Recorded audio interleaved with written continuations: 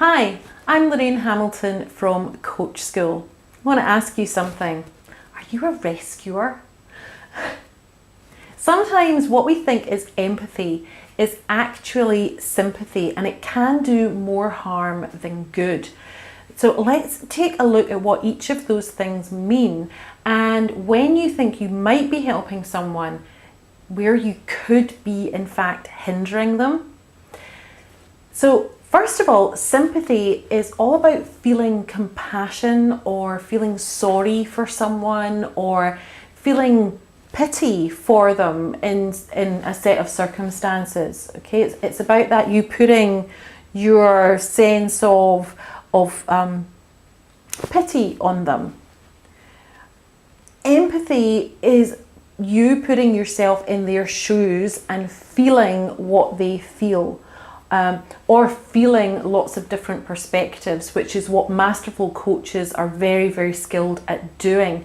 They can really demonstrate strong empathy with their clients. They can feel what it's like to be in their shoes, but they can also feel into lots of different perspectives around the client's situation. When I see these being confused is in a scenario that I affectionately call the trap. Okay, in the trap there are three roles. Okay, there is the victim, the aggressor, and the rescuer. And here's what usually happens in the trap. So what tends to happen is the aggressor says something or does something to the victim. And then the victim goes to the rescuer and tells them what has happened. All right? Now, what happens, what the rescuer does, is the difference between empathy and sympathy. So what rescuing looks like is when that person says to the victim, "Oh, do you know what? That happened to me too. Yeah, do you know, I know exactly how you feel. And this happened to me," and you tell them your story of the similar scenario. But do you know what? You don't know what happened to them. You don't know exactly how they are feeling. When you do that, you're making it all about you, not about the victim. And that's a form of rescuing. But of course we do it with the best of intentions, because we're trying to show that we understand, or we think that we understand what they're going through. And that's the tricky bit in the trap, because we think we're doing the right thing, right? Here's another example. So you might say, "Oh, they're there. Don't worry about it." Well, that completely diminishes what the victim's feeling. And you're unconsciously saying, "Do you know what? It's not actually important." But again, you want them to feel better, because when you see someone who's in pain, who has had something happen to them, you want them to feel better, because we feel uncomfortable when someone else is uncomfortable. So rescuing really makes us feel better. It's not really about making the other person feel better. It makes us feel a bit more comfortable. Okay, something to bear in mind. And then the other way that rescuers tend to think that they're helping the victims is to say, "Do you know what? I'll go and talk to that person for you. You know, that's not on. Let me go and sort it out for you." Okay?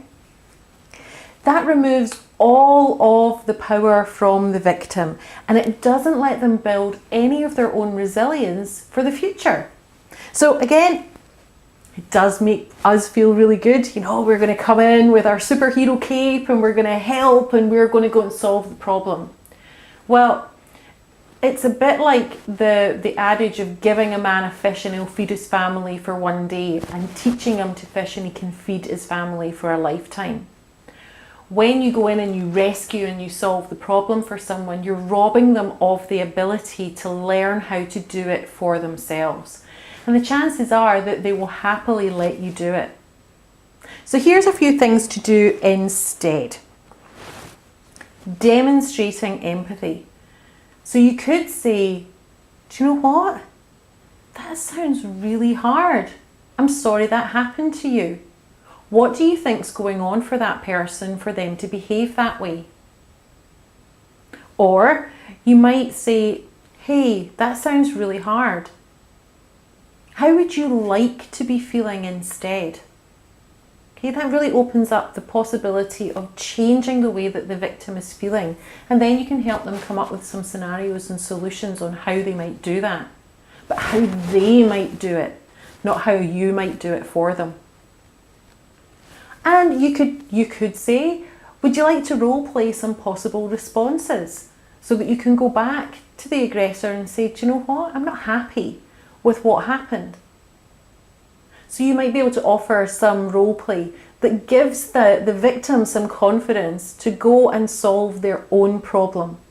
Because when you rescue and you come in and with the best of intentions to solve someone's problem, you're robbing them of the chance of learning how to do it for themselves.